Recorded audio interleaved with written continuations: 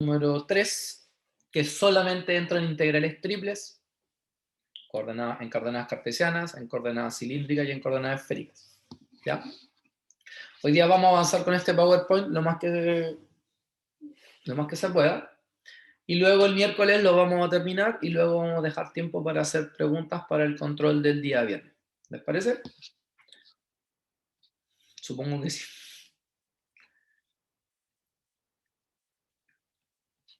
No es que nos puedas quejar mucho. Creo. Bueno, en general, vamos a entrar en la última unidad de cálculo 3, que tiene que ver con las integrales de línea y de superficie.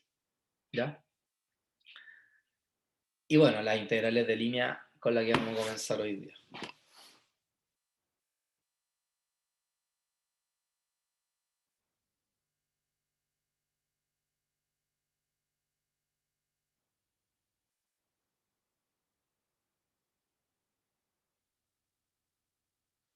¿Sí? En general, los objetivos de la clase son identificar una función vectorial de variable real o vectorial, distinguir entre campos escalares y vectoriales, calcular las integrales de línea analizando su resultado. Eso es en general lo que vamos a hacer el día de hoy. ¿Sí? Bueno, vamos a partir por el hecho de las funciones. Nosotros hemos visto dos tipos de funciones específicamente. ¿Ya? Uy, se me apagó esto.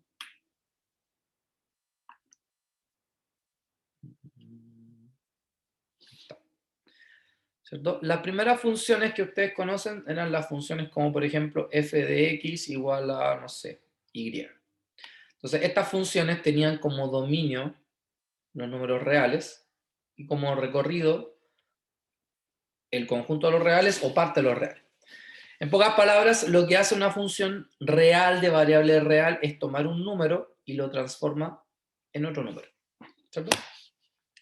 Luego vimos ahora una función de variable vectorial, ¿cierto? Donde teníamos, por ejemplo, una variable t, entonces teníamos ahora coordenadas x de t, y de t, z de t, qué sé yo. Entonces acá el dominio eran los reales y esto lo transformaba, ¿cierto?, a un dominio en Rn. O sea, en pocas palabras, transformábamos un número a un vector, ¿cierto? Y finalmente vimos funciones de varias variables, donde el x, y es un vector, por lo tanto, esto lo que hace es transformar un vector a un número. ¿Sí? Eso principalmente es lo que hacíamos hasta ahora. Sin embargo, bueno, eso es lo que tenemos acá, pues, es una función real, ¿cierto? En variable vectorial, o sea, una función vectorial en variable real. Vectorial porque me da como resultado un vector y real, ¿cómo se llama? En los reales porque ese era el número, que sería este caso. Caso que nosotros ya conocemos. ¿Ya? De hecho, nosotros partimos con esto. ¿No? Funciones vectoriales de variable real. Y bueno, aquí lo que nosotros hacíamos era tomar un número, y a ese número nosotros en ese número t, ¿cierto?, le aplicamos esta función y se transformaba ese número en un vector. Entonces de aquí nacen dos conceptos claves. Algo que se llama un campo escalar y algo que se llama un campo vectorial. ¿Cuál es la diferencia entre un campo escalar y un campo vectorial? Es que un campo escalar es un conjunto de números. En cambio, un campo vectorial es un conjunto de vectores. Y ahí está la diferencia. De hecho, vamos a trabajar harto con los campos vectoriales. ¿Sí? Como ustedes ya saben, cuando yo tengo una función, ¿cierto?, como esta, y yo quiero aplicarle el límite cuando t tiende a t0 de la función de b, se ocupa esta definición que ya estudiamos hace rato, ¿cierto?, donde realmente lo que hay que hacer es calcular el límite a cada componente de la función. Por ejemplo, si acá tengo el límite cuando t tiende a 1 de 3t más 2, t menos 1, 1 partido por t, se le aplica el límite a cada una de las funciones y se obtiene el nuevo vector. ¿Cierto? Vimos también cómo yo podía derivar funciones de variable real, pero vectoriales, funciones vectoriales, en donde lo que uno hacía era derivar, ¿cierto?, componente a componente, cada uno de los términos que tiene este vector. Lo mismo pasaba con la integral, pues si yo quería integrar, ¿cierto? Integraba cada componente y obtenía el resultado. Eso es hasta ahora lo que hemos visto. Sin embargo, lo que vamos a hacer nosotros ahora es trabajar con funciones vectoriales de variable vectorial. O sea, vamos a tomar un vector y lo vamos a transformar en otro vector. ¿Ya? O sea, de un campo vectorial nos vamos a ir a otro campo vectorial. ¿Sí? Ejemplos de campos vectoriales. Por ejemplo, f de x, y igual a p, x, y más q, x, y j. Entonces, fíjense que al tener acá x, y, tener dos variables significa que esto es un vector. Y al tener los y los j significa que todo esto es un vector. O sea, estoy transformando un vector en otro vector. Por ejemplo, esta es una función vectorial, ¿cierto? De variable vectorial. Tenemos dos variables, el x y el y, insertos dentro de otro vector. El vector gradiente, que nosotros ya conocemos, es una, ¿cómo se llama? Una función vectorial de variable vectorial. Cuando esta función dice derive, específicamente. ¿Sí? Entonces ahora lo que vamos a hacer es lo que les dije. Vamos a tomar vectores en el plano XY y los vamos a transformar en vectores también en el plano XY. O sea, vamos a transformar de un vector a otro vector. Como antes lo hacíamos de un número a otro número, ahora lo vamos a hacer de un vector a otro vector. Esa es la gracia de este tipo de función. ¿Sí? Podemos hacer transformaciones de vectores de R2 a R3, ¿ya? De R3 a R2, de R2 a R4, no sé, un sinfín de vectores que podemos tener. Entonces de aquí se define una integral que se llama la integral de línea. ¿Sí? La integral de línea tiene que ver con la integral que se da a lo largo de una trayectoria. Por ejemplo, si yo tengo esta trayectoria, lo que es el, digamos, el área bajo la curva a lo largo de todo este camino que está acá. ¿Sí? Por definición, la integral curvilínea lo van a denotar porque siempre va a haber una C acá abajo. ¿Ya? Uy, la batería de mi computador se está yendo. Se está yendo la batería.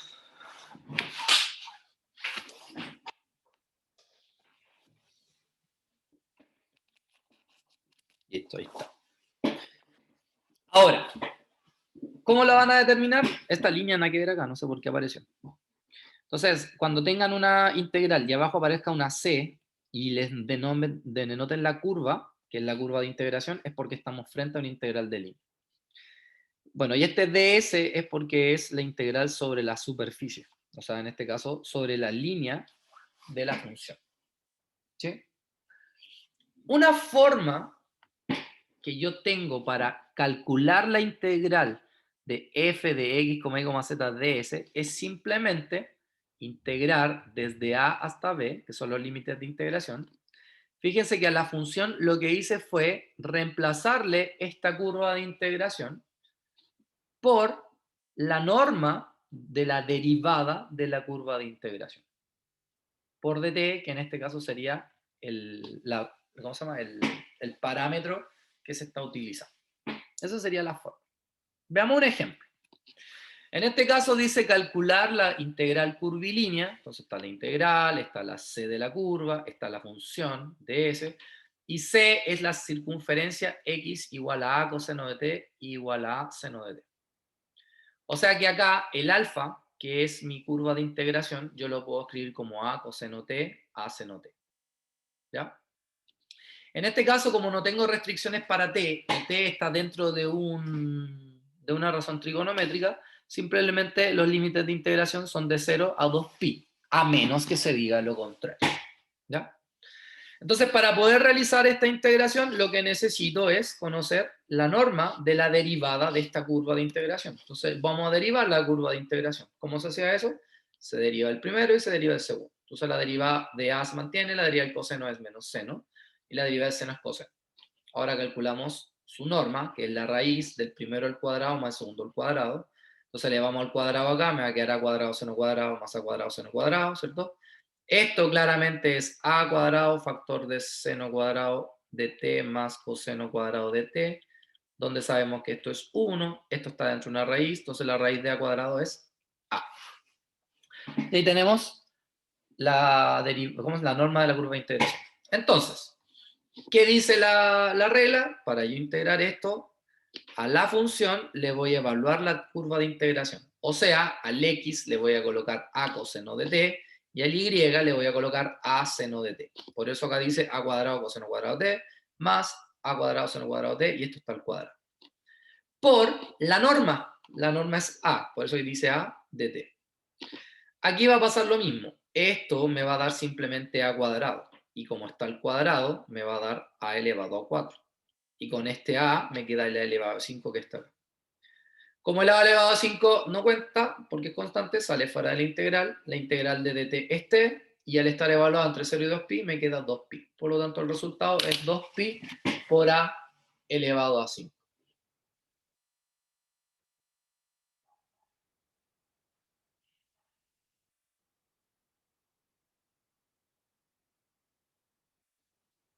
¿Sí?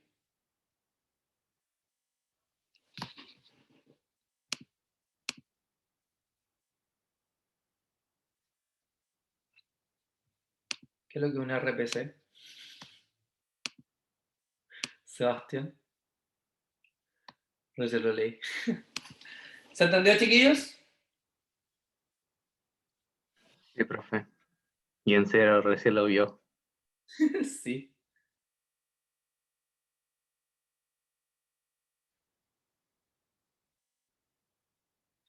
Bien. Veamos otro ejemplo. Calcular la integral curvilínea de s partido en x cuadrado más y cuadrado más z cuadrado. O sea que esto que está acá sería la función 1 partido en x cuadrado más y cuadrado más z cuadrado de s. Donde c es la primera espira de la hélice circular, x igual a coseno t, y igual a seno t, z igual a bt. Bueno, acá primero identificamos la curva de integración. La curva de integración es a coseno t, a seno t, bt. Recuerden que el alfa está dado por x, y, z, y así cualquier variable que se vaya dando en el camino. De nuevo, como está seno y coseno, los límites de integración son de 0 a 2pi. Entonces ahora necesitamos la norma, entonces vamos a derivar esto. Por eso acá quedó menos a seno t, a coseno t, y quedó b. Calculamos la norma de la derivada, que sería la raíz del primero al cuadrado, más el segundo al cuadrado, más el tercero al cuadrado. Estos dos en conjunto me va a dar a cuadrado, y por eso me queda raíz de a cuadrado más b cuadrado. Entonces ahora vamos a la integral curvilínea, o la integral de línea. Entonces esta integral curvilínea o de línea se va a transformar en una integral que va de 0 a 2pi de... Entonces recuerden que era la función evaluada en la curva de integración, o sea, evaluar el x, el y y el z. Por eso acá dice a coseno t cuadrado, a seno t cuadrado y bt. Por la norma, que la norma es la raíz de a cuadrado más b cuadrado, y por dt. ¿Sí? Entonces esta raíz sale fuera porque no depende de t. Acá abajo claramente entre estos dos me va a quedar un a cuadrado. Entonces me quedo a cuadrado más b cuadrado t cuadrado. Voy a factorizar acá abajo por b cuadrado. Entonces me va a quedar esto. Integral de 0 a 2pi de t partido en a cuadrado b cuadrado más t cuadrado. ¿Por qué? Porque esta es una integral especial. Es la integral que dice dt igual a cuadrado más t cuadrado. Que por fórmula es... Fíjense que tengo esto de afuera, por fórmula es 1 partido por el término que está acá, pero sin cuadrados, o sea, a partido por b. Por el arco tangente de la variable sin el cuadrado que esté, partido por eso mismo sin el cuadrado. Entonces en este caso el b va a subir, por eso quedó eso. Aquí el b va a subir, por eso quedó eso. Aquí claramente él se va con él, por eso me quedó raíz de a cuadrado más b cuadrado partido en a b. Y aquí evalúo. Cuando evalúo en 2pi, me va a quedar acá 2pi por b partido en a. Cuando evalúo en 0, me va a quedar 0, donde el arco tangente es 0. Por eso el resultado es ese que está. ¿Sí?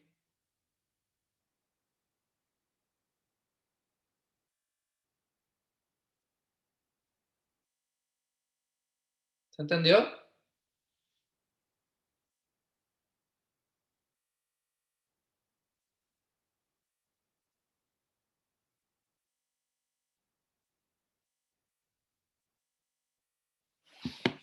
¿Sí? ¿Se entendió o no? ¿Se va entendiendo hasta ahora cómo se determinan las integrales curvilíneas? ¿Sí? Perfecto. Bueno, este es en el caso que yo tengo ¿cómo se llama? Una curva de integración, ¿cierto? Asociado a la integral curvilínea. Pero ¿qué pasaría si ahora yo tengo una función de dos variables y una de las variables es función de la otra? Por ejemplo, este caso. Entonces, por ejemplo, tengo f de x, y, pero el y es phi de x, o sea, es una función de la variable x. Entonces, ¿cómo me quedaría esto? ¿Ya? Bueno, la respuesta es así.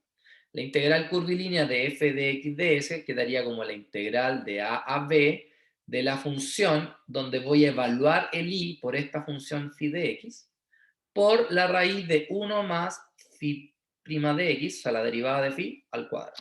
Esa sería como la fórmula para poder determinar esta integral. ¿Ya? Veamos un ejemplo. Dice calcular la integral curvilínea, la curva c, desde y cubo a la raíz de 1 más coseno cuadrado de x de s, donde c es el arco de la curva y igual a seno de x. O sea, si se dan cuenta, la función y depende de la variable x. ¿Cierto? Desde el 0,0 hasta el pi medio, 1. ¿Sí? Entonces, ¿cuál es la gracia de esta fórmula? Tratar de transformar esta integral en una integral que dependa de una sola variable, de la x. ¿Ya? Entonces, para ello, ¿qué tengo que hacer? Primero considerar que y igual a seno de phi de x, perdón, es lo mismo que phi de x por seno de x, igual a seno de x. Entonces necesito su derivada. La derivada del seno es coseno. Ahí la tengo. Entonces, ¿cómo va a quedar mi integral curvilínea? Primero me voy a dar cuenta que esta integral va a depender solo de valores de x. Por lo tanto, va a barrer desde el 0 hasta el pi medio, según lo que me están pidiendo. Entonces, el y es seno, pero está al cubo, por eso dice seno al cubo de x. La raíz de 1 más coseno cuadrado de x por, y ahora este término, que es la raíz de 1 más la derivada, que también es coseno al cuadrado x de x. Si multiplican las dos raíces, ¿cierto? Va a quedar al cuadrado, por eso quedó solamente ese término que está ahí. ¿Sí? El seno al cubo lo voy a escribir como seno de x por seno al cuadrado de x. Y seno cuadrado de x sabemos que es 1 menos coseno cuadrado de x. Por eso está escrito esto así. ¿Sí? ¿Por qué hice eso? Porque si yo ahora multiplico estos dos, me queda 1 menos coseno elevado a 4 de x, ya que es una suma por su diferencia. Multiplico término a término el seno, quedando esto que está acá. Entonces ahora, ¿cuál es la integral del seno? Menos coseno. Aquí puedo usar una sustitución normal diciendo que u es el coseno de x y de esa manera integro y me da este resultado. Más el coseno elevado a 5 de x partido por 5. Y todo esto tiene que estar evaluado entre 0 y pi medio. Si evalúo en pi medio, el coseno de 90 es 0, por lo tanto serían los dos términos. Entonces ahora vamos para el lado negativo. Por eso acá va a quedar más coseno de 0 menos coseno elevado a 5 de 0 partido por 5. Pero el coseno de 0 es 1, entonces acá me quedó 1 menos 1 quinto. Y 1 menos 1 quinto son 4 quintos. Entonces, este es el caso específicamente cuando la función, ¿cierto? Cuando la función depende del valor de x. O sea, específicamente el y está en función del x. ¿Sí? Sí.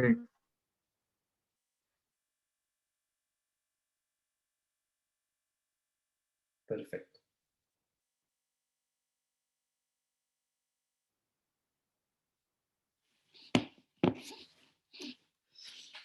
Hasta acá. ¿Alguna duda?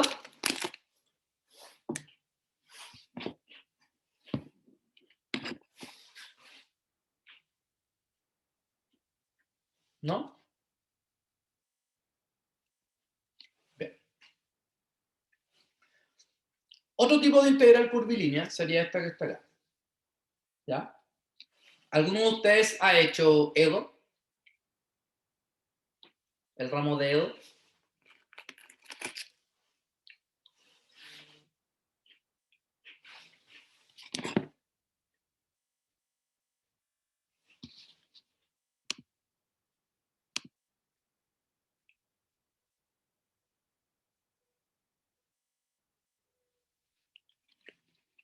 Están cursando. ¿Y alguna vez vieron esta EDO? P de x, y de x más u de x, y de y igual a 0.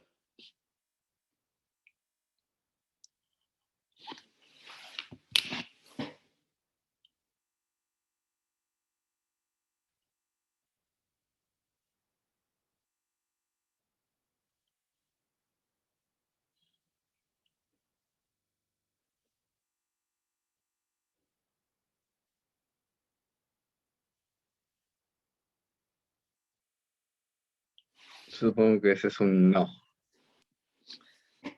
¿A qué EDO se parece? No se acuerdan. Una EDO X.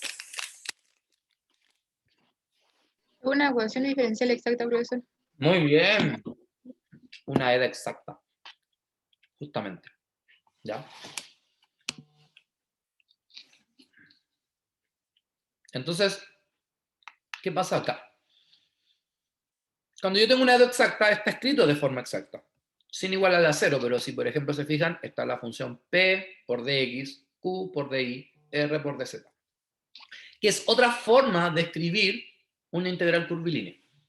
Más adelante se van a dar cuenta que tiene mucha relación con esto, con la función y el ds. Proviene de un lado específico. ¿No? Por ahora lo vamos a nombrar no. Entonces, si yo tengo una curva de integración alfa, ¿cierto?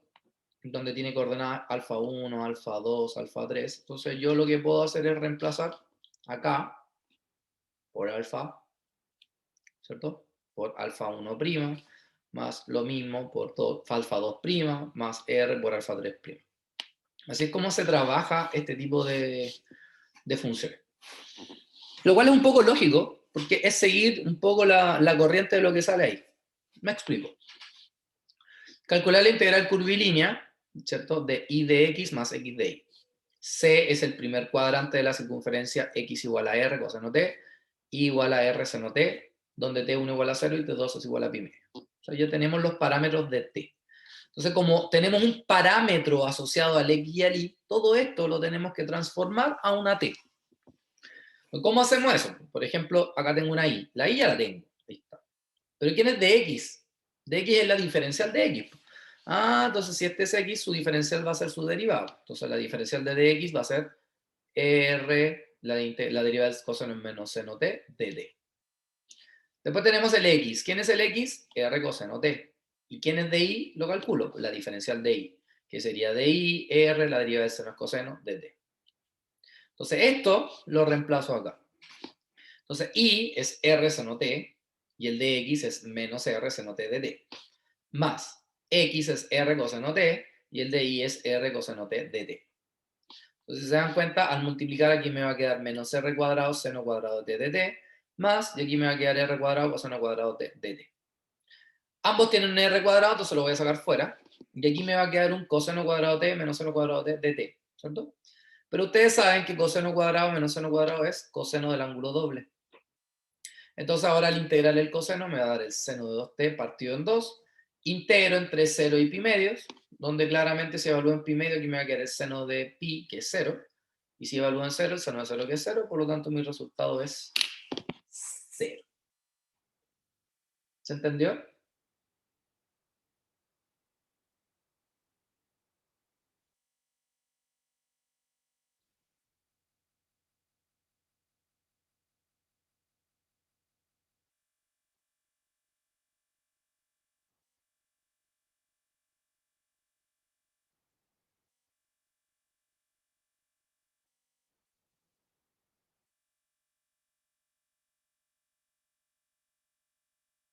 ¿Sí?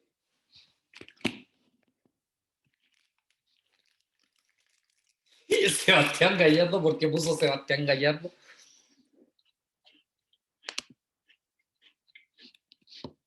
Veamos este caso.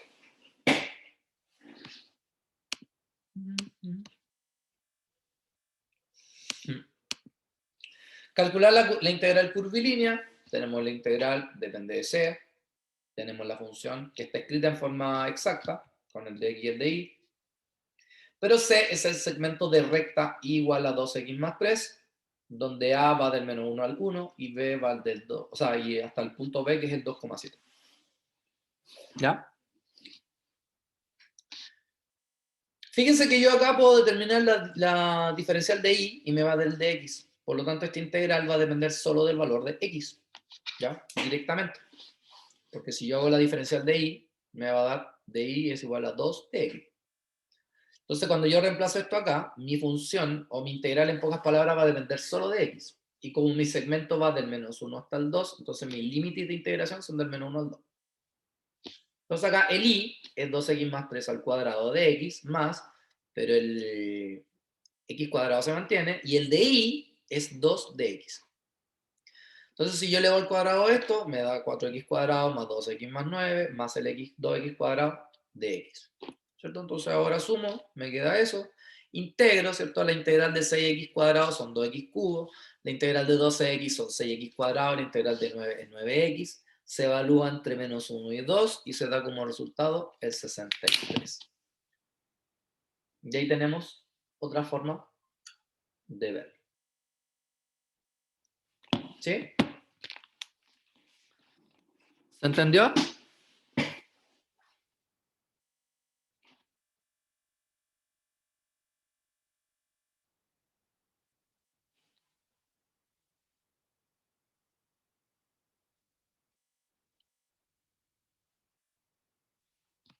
¿Se entendió o no?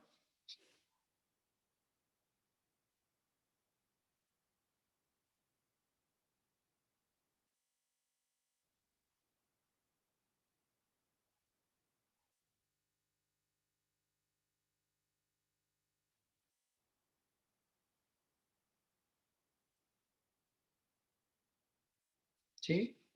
¿Sí, sí, sí? ¿No, no, no? Ya. Gracias por responder. Bueno, ¿cómo yo sé o de dónde viene este término de escribir la función como una integral curvilínea? Bueno, vamos a definir la siguiente función. Vamos a definir la función f, que tiene esta función, pi más qj más rk. Vamos a definir la posición r, que sabemos que es xy más yj más zk. Por lo tanto, su diferencial es dxy, dy, de zk. Y si hacemos el producto punto entre f y dr, recordemos que el producto punto era el primero por el primero, más el segundo por el segundo, más el tercero por el tercero. Entonces se transforma f.dr a esta expresión que está acá, que es la integral que teníamos nosotros. O sea que en pocas palabras, esto que está acá se transforma en una integral curvilínea llamada f.dr, donde r tiene que ver con la trayectoria que yo estoy utilizando. ¿Ya? Entonces, hay trayectorias que son abiertas, por lo tanto mi integral curvilínea se va a denotar de esta forma. Pero hay trayectorias que son cerradas. Por ejemplo, parte de acá y termina acá. Entonces, en ese caso, mi integral curvilínea le vamos a colocar un circulito acá. Eso significa que la trayectoria es cerrada. Versus acá, que la trayectoria es abierta. ¿Sí? Directamente.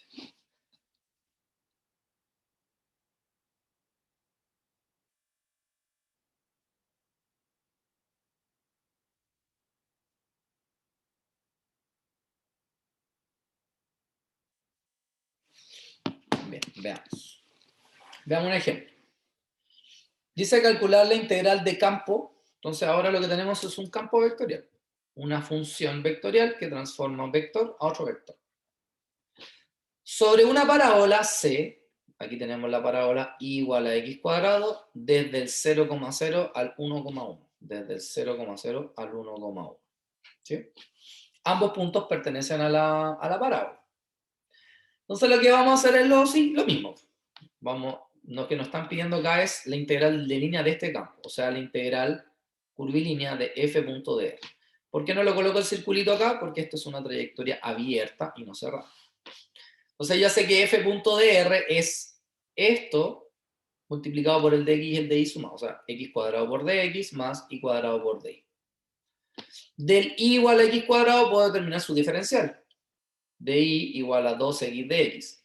Y claramente, como esto va a depender solo de x, entonces mi integral va desde el 0 hasta el 1.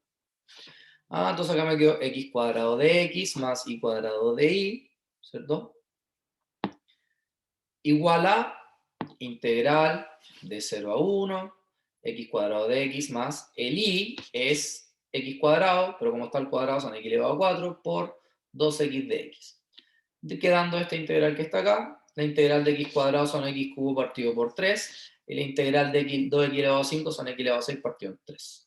Y esto evaluado entre 0 y 1, lo cual da 2/3. ¿Sí? Ahora, ¿es importante el camino de la para llegar a la trayectoria? Sí, es sumamente importante. ¿Ya? Sumamente importante. ¿Por qué? Porque no es lo mismo que yo me mueva desde el 0 hasta el 1, que me mueva desde el 1 hasta el 0. Que me mueva desde este es A, este es B, a que me mueva de B hasta A. Cambiar el sentido de integración cambia absolutamente todo. De hecho, vamos a llamar el sentido positivo a aquel sentido que va antihorario.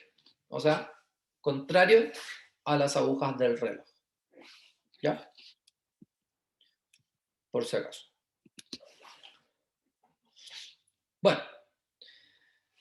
Vamos a definir df. Nosotros sabemos que la diferencial exacta de una función era simplemente p por dx más q por dy más r por dz. ¿Cierto? Entonces, esta diferencial es exacta si se cumple lo siguiente. Si la derivada de p con respecto a y es igual a la derivada de q con respecto a x, fíjense que se intercambia el x con el y, se tiene que cumplir que la derivada de p con r, al revés también tiene que cumplirse, o sea, la derivada de p con respecto a z tiene que ser igual a la derivada de r con respecto a x, y tiene que cumplirse que entre q y r pasa lo mismo, la derivada de q con respecto a z es igual a la derivada de r con respecto a y. Si eso se cumple, yo puedo hacer que mi trayectoria sea independiente, o sea, que mi integral sea independiente de la trayectoria. A eso se le llama independencia de la trayectoria. O sea, que da lo mismo quien una el punto A con el punto B. Puede una recta, una parábola, una elipse, o lo que sea. Mientras una de los dos puntos, da lo mismo la curva que una de esos dos puntos. ¿Ya? Entonces, como todo esto yo lo puedo escribir como df, y la integral de df es f, evaluada entre b y a, entonces esto yo lo puedo calcular de manera súper rápida, conociendo esta función asociada a esta diferencial exacta. ¿Ya? De esa manera, yo puedo decir entonces que la curva no depende de la trayectoria. O sea, para yo decir que una integral es independiente de la trayectoria, se tiene que cumplir que la función que tengo acá es exacta. ¿Ya? Pero pasa algo más curioso todavía. Si yo tengo una curva que parte de A y llega a A, ¿qué va a pasar? Si tengo una curva que parte de A y llega a A, esta curva es cerrada. Por lo tanto, estos dos valores son iguales. Y al ser dos los valores iguales, esto se resta y me quedaría 0. Entonces, miren lo importante. Estoy diciendo que si yo tengo una función, determino que esa función tiene una diferencial que es exacta, y además sé que la trayectoria es cerrada, yo inmediatamente puedo decir que el valor de esa integral es 0. Lo puedo asumir de manera inmediata. ¿Ya? Como por ejemplo, acá. ¿Sí? Dice, calcular la integral de e elevado a x coseno de y menos e elevado a x seno de y, donde c es cualquier tipo de arco que va desde el 1,0 al 0,1. ¿Sí? Eso es lo que quiero. No sé qué trayectoria une 1,0 con el 0,1, no tengo idea. Lo único que sé es que tengo esos dos. ¿Ya? Primero lo que vamos a hacer es entender de que esta es una diferencial exacta que tiene dos variables, ¿no? El x con el y. Por lo tanto, acá se tiene que cumplir una sola cosa, que de Q a de X tiene que ser igual a de P a de Y. Donde quién es P, el que acompaña al de X, y quién es Q, el que acompaña al de Y. Entonces acá está P. P es el, Q es el. Si derivamos P con respecto a Y, me queda menos E elevado a X seno de Y. Y si derivamos Q con respecto a X, me va a quedar menos E elevado a X seno de Y. Me dieron lo mismo, por lo tanto, esta es exacta. Al ser exacta, no depende de la trayectoria, por lo tanto, yo puedo buscar esta función, que se le llama función potencial, de hecho, que me va a ayudar a calcular la integral de manera más rápida. Entonces, lo primero que tengo que recordar es cómo era una diferencial. Recuerden que la diferencial era la derivada de f con respecto a x de x más la derivada de f con respecto a y de y. Y como esto viene de la definición de diferencial, entonces él obviamente es p porque el que acompaña el de x y él es q porque el que acompaña el de y. O sea que p es de f de x y q es de f de y. Entonces ahora, si yo quiero conocer f, integro el p. ¿Pero con respecto a quién? Con respecto a x. De hecho, es los pasos a seguir para cuando yo tengo una EDO exacta, ¿cierto? Entonces acá tengo P, que es elevado a X coseno de Y, integro, como el coseno no depende de la integral, integro solo el elevado a X, que es elevado a X coseno de Y, más, pero como esto viene con una constante integración, la constante es una función que depende de Y, ya que como esta integral está asociada a X, si yo esto lo derivo respecto a X, esta función se va a ir, porque para efectos prácticos su derivada es 0. Entonces, ahora, ¿qué vamos a hacer? Vamos a tomar el df a de y, que era q. Entonces, ¿quién es el df a de y, que era q? El menos elevado a x seno de y. Perdón, vamos a derivar el df a de y, porque este supuestamente es f. Entonces, lo vamos a derivar con respecto a y. Entonces, la derivada con respecto a y me va a dar menos elevado a x seno de y más el g' de y. Y como df de y es q, y q es menos elevado a x seno de x, entonces se igualan los dos, donde él con él se va, llegando a que g' de y es 0. Entonces se concluye que g de y es un valor constante. Por lo tanto, mi función es lo que yo tenía antes, el e elevado a x coseno de y más este g, que es una constante. Entonces mi integral va a ir del 1,0 al 0,1, porque eso me están diciendo de todo esto, pero todo esto se llama df. Y como ya sabemos entonces, df es f de 0,1 menos f de 1,0. O sea, evalúo la función en el f, que es este que está acá, cuando x vale 0 y vale 1, por eso que elevado a 0 coseno de 1. No coloqué el c, porque se va a restar con el c del, en términos prácticos los c se van, menos el 1,0 significa que el x vale 1 y el y vale 0.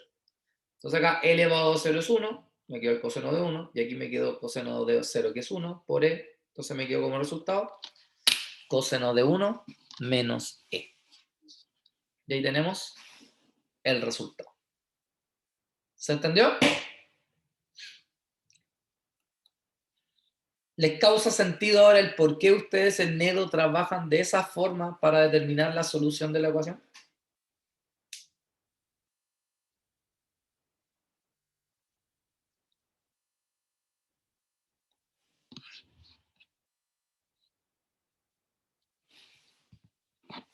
Sí, no, no, sí.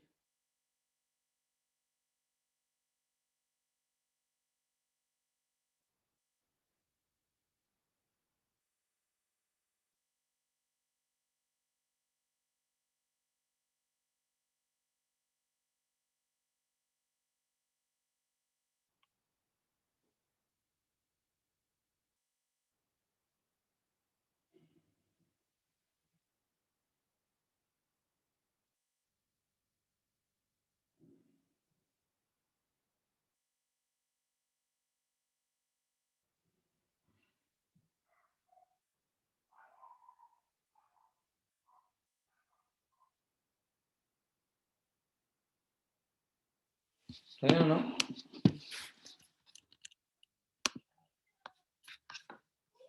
Ah, queda poquito. Mejor termino todo hoy día para el jueves, o sea, para el miércoles trabajar con la guía. Bueno, aquí tenemos un poco más de los campos vectoriales. Como les dije, los campos vectoriales son todas funciones que se le asigna un vector al dominio y me da como resultado otro vector, ¿cierto? Un campo vectorial incluso se puede escribir de esta forma, ¿ya? En física, por ejemplo, el campo magnético, el campo eléctrico son campos vectoriales, ¿cierto? Por ejemplo, en un campo eléctrico, ¿cierto? El campo eléctrico es en función de un R, de una posición, ¿cierto? Del radio, y me da como resultado un nuevo vector. Entonces, el vector gradiente, como también le había dicho, también es un vector, o sea, también un campo vectorial, porque transforma, ¿cierto? Una función vectorial en otro vector. Y bueno, acá está lo que habíamos hablado, en realidad no requiere de mucho con respecto a los campos vectoriales, o sea, como respecto a las integrales de línea. Esto es como lo que vimos recién. ¿Ya? Aquí tenemos otro ejemplo de integral curvilínea. Por ejemplo, la integral curvilínea de f.dr, donde f es zi más xij menos i cuadrado k a lo largo de la curva c, dada por r de t igual a t cuadrado i más tj más raíz de t k. Si ustedes se dan cuenta acá, no tenemos x, y, z, o mejor dicho, sí lo tenemos, solo que no está escrito como r, y, z. Porque en este caso, este sería x, este sería y, y este sería z. ¿Cierto? Entonces, como nosotros queremos determinar directamente la integral curvilínea, primero me fijo que este va de 0 a 1, así que mi integral se transforma en una integral que va de 0 a 1. ¿Cierto? La función la tengo que reemplazar por los valores que tengo acá. O sea que el z va a pasar a ser raíz de t, el x va a pasar a ser t cuadrado y el y va a pasar a ser t, por eso acá tengo t cubo. Y luego tengo el i cuadrado, que sería t al cuadrado, t cuadrado. ¿Cierto? Ahí tengo f. Si hago el dr, lo voy a hacer un poco distinto a como está acá, pero es lo mismo. Si hago el dr sería la derivada de él con respecto a t, son 2t i dt, más la derivada de él con respecto a t, me va a quedar j dt. Y aquí la integral de la raíz de, o sea, la derivada de la raíz de t es 1 partido por 2 veces la raíz de t, k dt. Entonces, si hago el producto punto entre él y él, me va a quedar raíz de t por 2t. Como la raíz de t es t elevado a un medio, y ahora lo voy a multiplicar por 2t, entonces claramente es sumar 1 más un medio, y ahí me queda 2 elevado a t, o sea, 2 por t elevado a 3 medios, que es lo que está ahí. Después viene el segundo con el segundo, que sería él con t cubo, que claramente me queda simplemente t cubo. Y el último, que sería él por él. O sea, menos 1 partido por 2 raíz de t por t cuadrado. Entonces acá tenemos un medio, contrastado con 2 son 3 medios. Por eso acá me queda menos un medio t elevado a 3 medios, que es lo que está acá. ¿Cierto? Aquí claramente puedo sumar el con él, integrar, y me da como resultado 1720A. Entonces siempre se puede hacer lo mismo. Tomo la función, ¿cierto? Tomo el r, lo transformo en dr, hago el producto punto, y luego integro. Y de esa manera tengo el resultado de mi integral curvilínea. Pregunta: ¿se entendió lo que son las integrales curvilíneas? En general, sí. Ya. Lo bueno es que son todas iguales, pues, en el sentido de que tú tomas la función y tienes que ir viendo. La idea es que todas queden con la misma variable, entonces ahí tú vas determinando lo que te van pidiendo de acuerdo a los datos que obtienes. Google Control. ¿Sí? Y eso